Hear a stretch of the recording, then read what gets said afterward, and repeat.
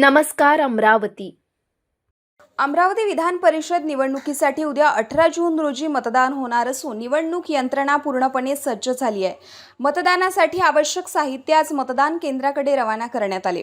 या निवडणुकीत 3 उमेदवार आपले नशीब आजमावत आहे. तर अमरावती विधान परिषद निवडणुकीसाठी 18 जून रोजी सकाळी 8 ते सायंकाळी 4 वाजेपर्यंत मतदान प्रक्रिया पार पडणार आहे.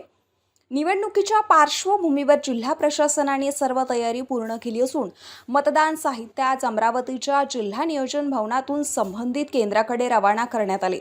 या निवडणुकीसाठी जिल्ह्यात एकूण 7 मतदान केंद्राची व्यवस्था करण्यात आली आहे. प्रत्येक मतदान केंद्रावर 1 पोलीस कर्मचारी आणि 6 अधिकारी कर्मचारी नियुक्त करण्यात आले असून मतदान प्रक्रिया सुरळीत पार पाडण्यासाठी प्रशासन सज्ज आहे.